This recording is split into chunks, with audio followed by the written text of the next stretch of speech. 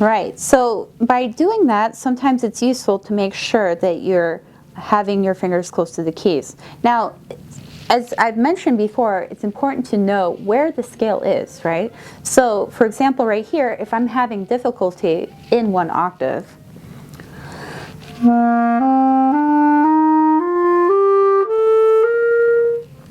sometimes we just need to hear it, and then I'll play it again.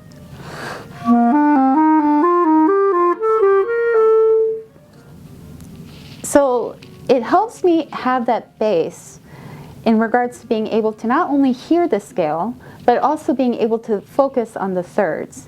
And that's something that's going to be very useful. Now, in the next part, we also have arpeggios. Now, when we think about arpeggios, it's just 3 notes. Now, here at this point, it's not really important to focus on playing it as fast as you can. I want you to focus on being able to have the good sound quality through the different registers of the instrument.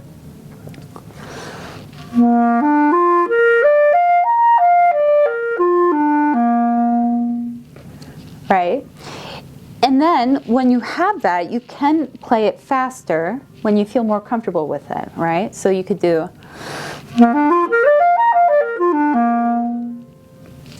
Okay.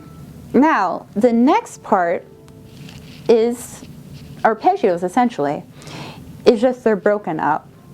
So, similar to what I've talked about with the scales before, it's good to have the bass heard, right? So when we look at this, to play the arpeggio slowly.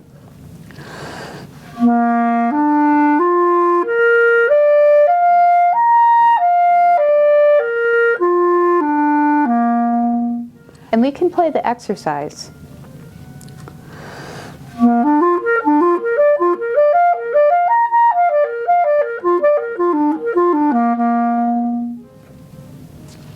It's pretty straightforward. Now, similar to what we've talked about with the arpeggio, we also have it in triplets. So it's the same idea of the arpeggio, except in triplet form.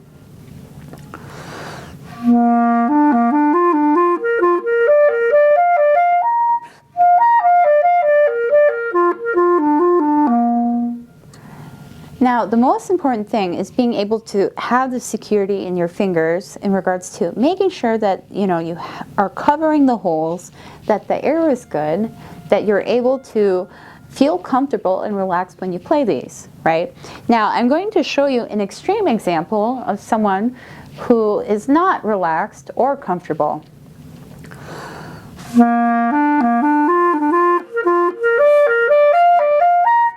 Okay, well, I think I've made my point, right? So it's important to make sure to also understand the extremes and what it sounds like and what you hear. Those are going to be very important for you as you go through these exercises. So in the next exercise, we have the arpeggio, except in different inversions. I'll play it slowly for you.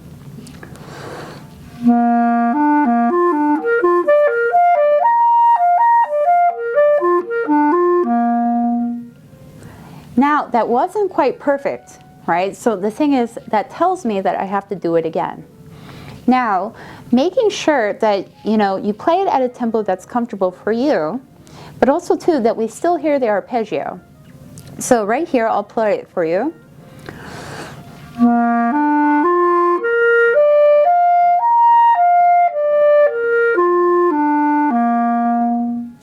Okay.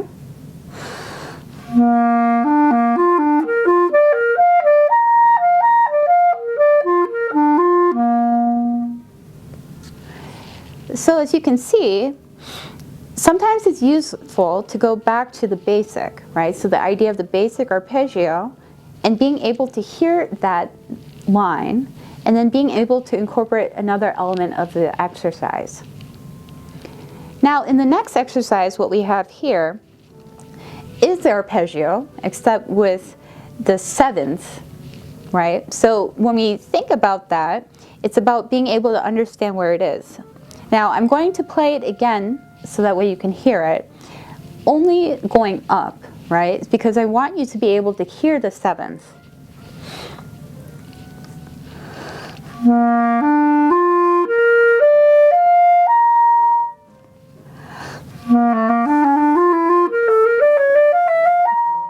Right? So a good way of being able to practice this is using the different patterns that we've discussed before. But also doing it a couple of times. You can make it your own exercise too.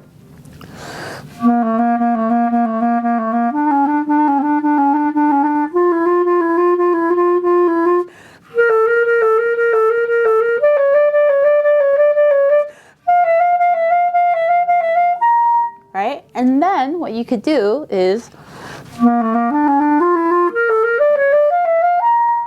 and then you could also do the different patterns, as I've mentioned.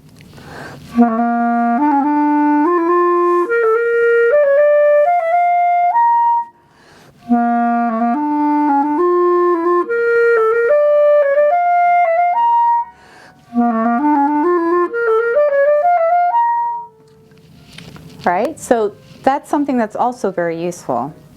So if you have any questions about that, be your own teacher. Figure out your own problems, right? If you're having difficulty with the D sharp, then focus on that. If you're having difficulty with the F sharp, focus on that. If you're having problems with arpeggio, focus on that. It's important to focus on the thing that you need help with. Because it's easy for us to be able to do the things that we're good at, and it's more fun, obviously, but it's important to also focus on these problems because that's the only way we're going to become better. Now, the last part of the exercise is the chromatic scale. It's been transposed to all of the different tonalities. It's the same chromatic scale, except it starts on different notes. In the case of C major, it starts with C. I'll play it slowly.